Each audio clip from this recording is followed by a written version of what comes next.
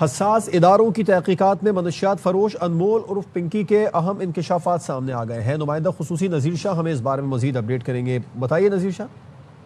دیکھیں، انمول عرف پنکی کی جب سے گرفتاری ہوئی ہے، ہر روزانہ پہلے کسی کیس میں انکشافات ہوتے تھے، لیکن یہاں پر ہر گھنٹے کے بعد ایک نیا انکشاف سامنے آتا ہے، اور اس وقت جو انکشاف سامنے آیا ہے اس کے مطابق جو انکوائری کی گئی ہے اس میں یہ بات سامنے آئی ہے کہ کوکین نیٹ ورک کے تقریباً 700 سے 800 صارفین جو بتائے جا رہے ہیں وہ موجود تھے، جو کراچی میں تھے۔ اور ان کے ANF انسپیکٹر احسان بھائی کا انہوں نے بتایا کہ ناصر کو حراست میں وہ لیتا رہا، جو انسپیکٹر احسان ہے وہ اس کے انمول کے بھائی ناصر کو حراست میں لیتا رہا اور رشوت لے کر چھوڑتا رہا۔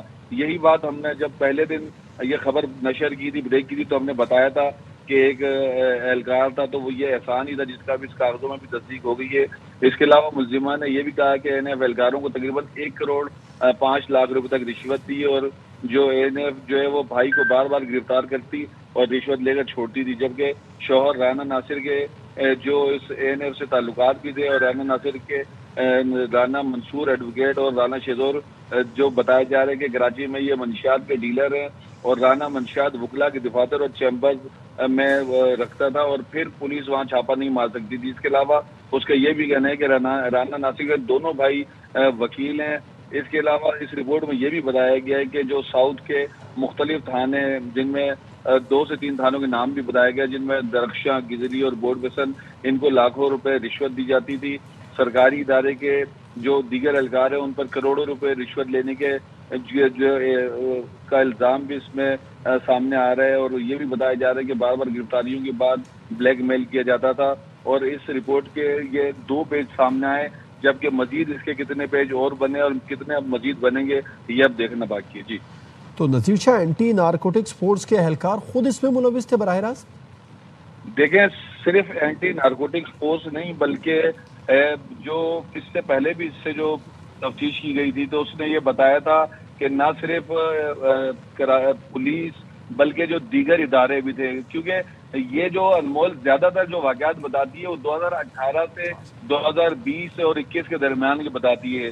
جو CTD کراچی کے اہلکار کے بارے میں بھی بتایا تھا تو 2018 میں بتایا تھا، جب سب سے پہلے اس کو ایک کفیل نامی اہلکار نے اٹھایا تھا۔ اس کے بعد پھر 2019 میں جب اس کے خلاف مقدمہ درج ہوا، اس کے بھائی اور دیگر کی گرفتاری بھی کی گئی، تو اس کیس میں ANF کا جو احسان جو نام سامنے آیا وہ اس کے FIR میں بھی اس کا نام دیکھا جا سکتا ہے۔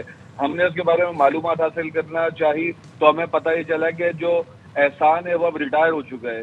اس کے علاوہ ایکسائز پولیس کے اوپر بھی الزامات ہیں، اور جتنے بھی ڈسٹرکٹ پولیس ہوں گے جس کے حد سے پنکی لگتی رہی ہے، کسی کو بنگلے تحفے میں ملے، کسی کو پیسے تحفے میں ملے، کسی کو یہ کوکین بنا کر رشوت کے عوض دیتی رہی، کیونکہ اس کا سب سے بڑا ہنر کوکین ہے۔ اگر آپ اس سے کیش لیتے تو شاید آپ کو پیسے کم ملیں، لیکن کوکین لے کر آپ اس کو مہنگے داموں فروخت کر سکتے تھے۔ یہ اداروں کو معلوم تھا اور ہر کسی نے اس کا صرف فائدہ اٹھایا لیکن گرفتار نہیں کیا۔ جی تو نذیر شاہ، جیسے کہ ملزمان نے انکشاف کیا کہ وہ ANF اہلکاروں کو تقریباً 1 کروڑ 5 لاکھ روپے تک رشوت دیتی رہی ہے، کتنے اہلکار اس میں ملوث تھے، کتنی بار رشوت دی، اور یہ سلسلہ کب سے جاری تھا؟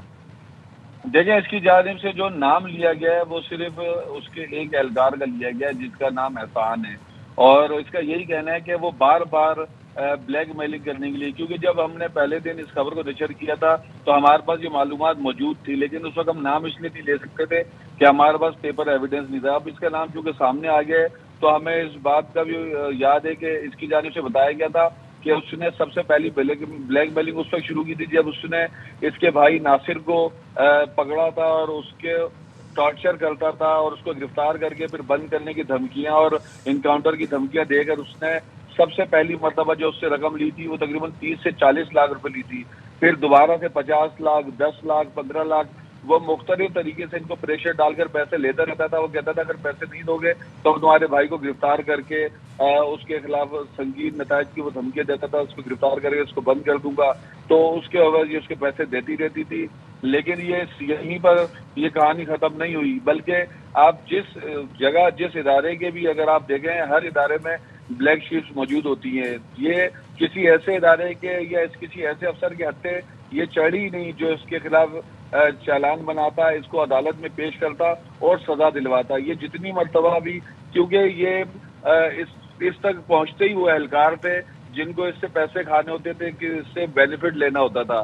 क्यों दूसरे जो कैरेक्टर है इसके साथ, ये जो सहूलतकार और गिरफ्तार मुलजमान है, अभी जब उनसे तफ्तीश होगी तो मजीद अहम इंकशाफात भी सामने आएंगे, क्योंकि एक मुनज़्ज़म नेटवर्क जब चल रहा था और बाकायदा कई ऐसे इदारे उनको मालूम भी था, तो वो फिर ये भी बताएगा कि उसके हिस्से की रिश्वत उससे कौन लेकर जाता था। जैसे ये कम्युनिकेशन वाला गिरफ्तार हुआ है जौहर से, तो वो उससे जब तफ्तीश होगी तो वो भी बताएगा कि वो किस किस को रिश्वत देता था, और पिंकी के दीगर नेटवर्क में कौन कौन लोग हैं जो पैसे ऑनलाइन इसके अकाउंट में आते थे, तो वो कैसे और किसके अकाउंट में जाते थे, उस अकाउंट के बारे में पता चलाया जाएगा।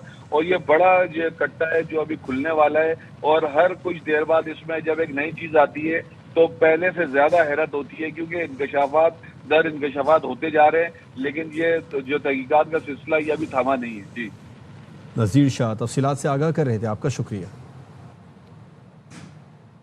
मुनशियात फरोश पिंकी के लाहौर में नेटवर्क से मुतालिक इंकशाफात सामने आ गए। ज़राए के मुताबिक मई 2024 में पुलिस ने मुनशियात फरोश जॉर्डन गैंग को पकड़ा था। बाबर खान से इस बारे में मजीद जानते हैं, अपडेट कीजिए बाबर।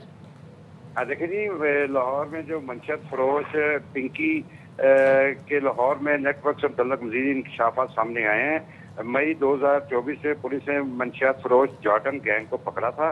ज़रा के मुताबिक गिरफ्तार जॉर्डन गैंग के करिंदों की निशानदेही पर पिंकी को भी हिरासत में लिया गया था। हिरासत के दौरान मुलजमा पिंकी ने साबिक पुलिस इंस्पेक्टर से तल्लुकात बनाए। ज़ेरे हिरासत पिंकी ने साबिक पुलिस इंस्पेक्टर को भारी रिश्वत दी, जिस पर उसे छोड़ दिया गया। ज़रा का यह कहना है कि मुलजमा ने बाद में मनशियात फरोश के लिए अपना नेटवर्क बना लिया। पिंकी अपने मुबीना शौहर साबिक पुलिस इंस्पेक्टर की मदद से गिरफ्तारी से बचती रही।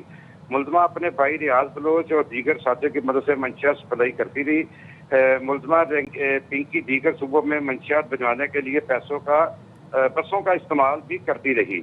मुलजमा पुलिस रिकॉर्ड से बचने के लिए मुबैना तौर पर मुलजमा ने अपने फिंगरप्रिंट्स तेजाब से मिटा चुके थे।